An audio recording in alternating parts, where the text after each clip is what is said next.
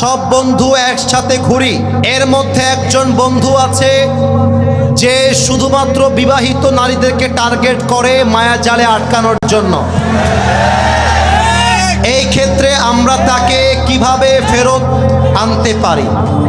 আমার মনে হয় তাকে ফেরত আনার জন্য প্রথম উপায় হচ্ছে ওকে বিয়ে দিয়ে দাও। এবং আমার মনে হয় যদি তাও না শুধরায়, যেই বিবাহিত মেয়ের পেছনে লাইন দেয় ওই মেয়ের স্বামীকে জানিয়ে দাও, বাকি খেলা সেই খেলে দিবে, ঠিক কিনা বলো? এবং আসলে কি বলবো, আজকালকার অনেক ছেলে পেলে স্কুল কলেজের সামনে, বিশেষ করে উইমেন কলেজ যেগুলো আছে, মহিলা কলেজ, এগুলোর সামনে বাইক নিয়ে সাইকেল নিয়ে দাঁড়িয়ে থাকে লাইন মারার জন্য। আমি বলবো, আরে বেটা, তুই মেয়েদের পেছনে ঘুরবি কেন?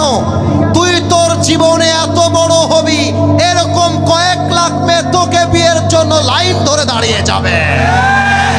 ইভেন এখানে অনেক যুবক আছে যারা ছেঁকা খেয়ে বেকা হয়ে গেছে।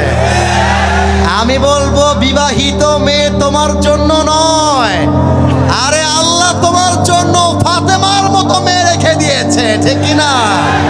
অতএব ওই সব লাইন ঘাট বাদ দিয়ে আব্বা আম্মার হাতে পায়ে ধরো। একবার যদি আব্বা বুঝে যায় ফির তো শাদি মুবারক হো জায়েগা।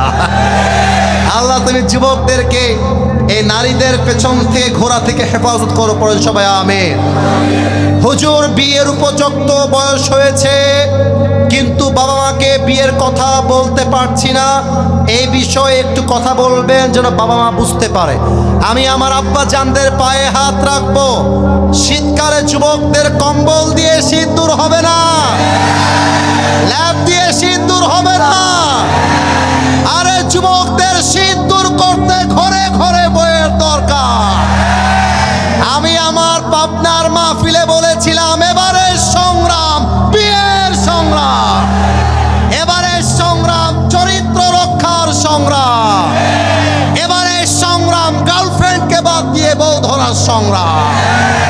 আল্লাহ তুমি যুবকদেরকে দিনদার সুন্দরী বউ দিয়ে দাও।